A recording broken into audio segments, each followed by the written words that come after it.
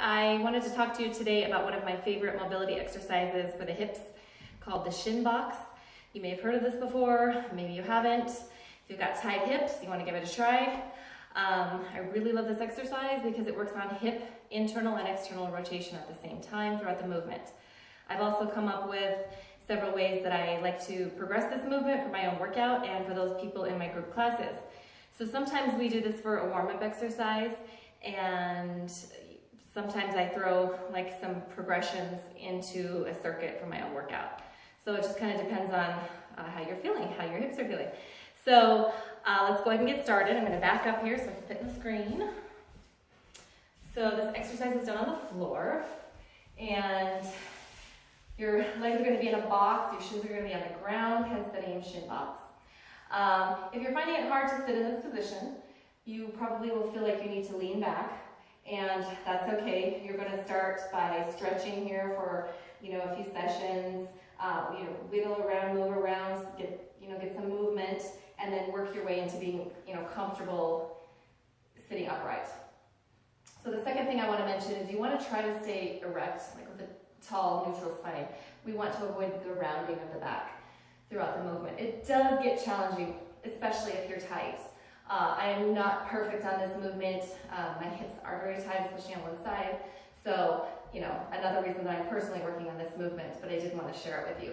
So you want to sit up tall, but you're going to find that might be a challenge as you perform this movement. So the basic movement is going to be to try to go side to side while keeping your feet in the same basic position. So here and back. Good.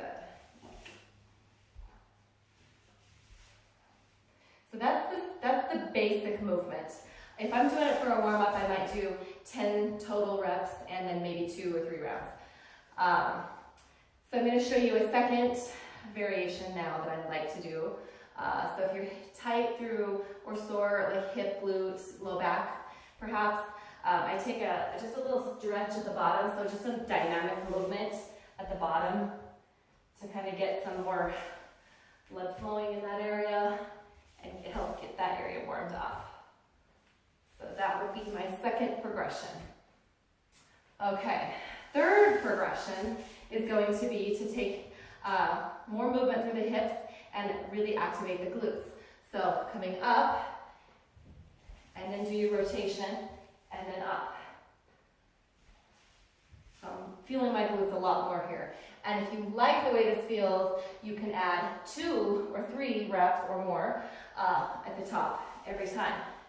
And my hips are internally and externally rotating at the same time on this particular movement. So I really do love that one. Let's see. So if you like this kind of movement and it feels good, you want to add it to your workouts, or you feel like it's helpful for your situation, I'm going to show you how to progress it a little bit more with a kettlebell. I'm just going to grab a light weight here. And what this does is really kick in the core.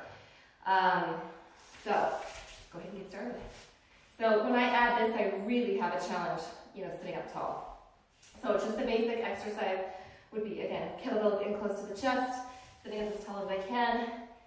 I also feel more of a stretch in my hips because I'm really trying to keep my back straight. So to advance it further, here, 1, 2, or more times. Really feeling the glutes more now because I have more weight to push up. So that's the second variation. Okay, the last one is one I personally like to throw in my workout. I hope I can fit in the screen. I'm going to scoot back. So this one you'll go all the way up to standing. You can do a couple of reps in a circuit. Your heart rate will come up. You can jump at the top or not jump. I'm sure there's 100 more variations you could come up with on this particular movement. I'm going to try to fit in the area here with the screen. If I disappear, I will be right back. So holding the kettlebell here, we go up, coming up to half kneeling stance with a hop, and then reverse that movement. Sit back, twisting over, up, hop, reverse it, back.